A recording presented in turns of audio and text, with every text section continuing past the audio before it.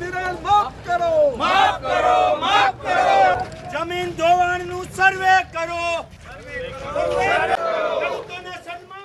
સૂત્રોચ્ચાર સાથે ઘેડ પંથકના સેંકડો ખેડૂતો રસ્તા પર ઉતર્યા. બેનર સાથે રેલી યોજી અને પોરબંદરના કુતિયાણાની પ્રાંત અધિકારી કચેરીએ પહોંચી ગયા. કોંગ્રેસ કિસાન સેલના પ્રમુખ પાલ આંબલિયા પણ રેલીમાં જોડાયા અને મામલતદારને આવેદનપત્ર આપ્યું. પોરબંદર જિલ્લામાં લીલો દુષ્કાળ જાહેર કરવામાં આવે, ઘેડ પંથકના ખેડૂતોનું પાક ધિરાણ માફ થાય, ઘેડ વિકાસ નિગમની રચના થાય, ઘેડમાં આવેલી નદીઓના કાંઠે પ્રોટેક્શન વોલ બનાવાય સહિતની અલગ અલગ 19 માંગણીઓ ખેડૂતોએ કરી.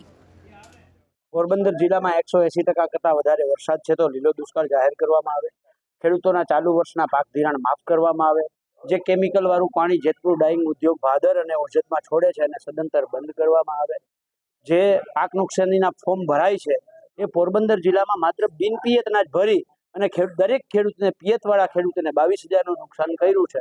તો એનો સમય મુદત વધારી અને ખેડૂતોને પિયતના ફોર્મ ભરવાનો સમય આપવામાં આવે. ખેડૂતોના જે જમીન ધોવાણ થયા છે એનું હજી સુધી સર્વેની કામગીરી ચાલુ થઈ નથી, તો એનો સર્વે કરવામાં આવે. વેકરીનો પાળો જે તૂટ્યો છે એ 5 વર્ષથી તૂટેલો છે અને એના કારણે ઓછામાં ઓછા 40 થી 50 ગામ ડૂબમાં જાય છે. તો આ એક પાડો સાંધવાનો છે, 5 વર્ષથી સરકાર શાંતિ નથી, તો એ વેકરીનો પાડો તાત્કાલિક સાંધવામાં આવે. અમદાવાદની અંદર રિવરફ્રન્ટ થતી હોય 35-40 હજાર કરોડના ખર્ચે, તો ઘેડમાં 8-10 નદીઓની અંદર 2-3 હજાર કરોડનો ખર્ચ કરી અને પ્રોટેક્શન વોલ શું કામ ઊભી ન કરે સરકાર, એનો એક સવાલ કરવા માટે આવા અનેક પ્રશ્નોને લઈ અને ખાસ જે સોમનાથ પોરબંદર હાઈવે બન્યો છે એમાં સિંચાઈ વિભાગ સાથે કોઈ પરામર્શ કર્યા વગર 8-10 નદીઓ જે નીકળે છે એના દરિયાના પાણીને નિકાલને બ્લોક કરી અને નેશનલ હાઈવે જે બનાવ્યો છે એના કારણે થયું છે એવું કે ઓજત નદી જ્યાં દરિયામાં ભળતી હતી એ ઓજતનું પાણી ત્યાંથી ઓછામાં ઓછું 40 કિલોમીટર દૂર પોરબંદરમાં આખો પ્રવાહ ફંટાઈ ગયો. પોરબંદરના ઝાપામાં જે પાણી ગયું છે એટલે નેશનલ હાઈવેની અંદર જે આ કોઈ પણ આયોજન વગર બનાવવામાં આવ્યો છે અને એના કારણે જે નુકસાન થઈ રહ્યું છે આનો રસ્તો કાઢવામાં આવે. આવી અનેક 19 અલગ અલગ મુદ્દાઓને લઈ અને આજે પ્રાંત અધિકારી કુતિયાણાને અમે આવેદનપત્ર આપ્યું. વારે વખતે વરસાદને અનિયમિતતાના હિસાબે અમારા વિસ્તારના પાણીથી કાયમી બહુ જ નુકસાન થાય છે.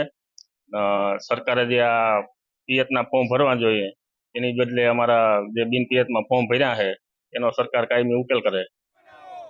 બીજી તરફ આ વિસ્તારમાં જેતપુર સહિત ઉદ્યોગોના પાણી ફરી વળતા હોવાથી કેમિકલયુક્ત પાણીના કારણે ઘેડ વિસ્તારની જમીન બંજર બની રહ્યાનો ખેડૂતોએ આરોપ મૂક્યો. પોરબંદર સેવ ધ સી ટીમના ડોક્ટર નૂતન ગોકાણી સહિત સાગરખેડુ આગેવાનો પણ હાજર રહ્યા હતા. એ વિસ્તારના જે લોકોની વાત છે એ મુજબ ત્યાંના સ્વઘોષિત સાવજ છે આ પ્રોટેક્શન મોની ઉઘરાવે છે.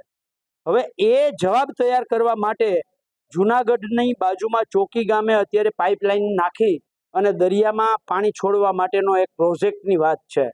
જો એ પાણી શુદ્ધ થઈ અને દરિયામાં છોડવાનું થતું હોય તો દરિયામાં શું કામ છોડવું?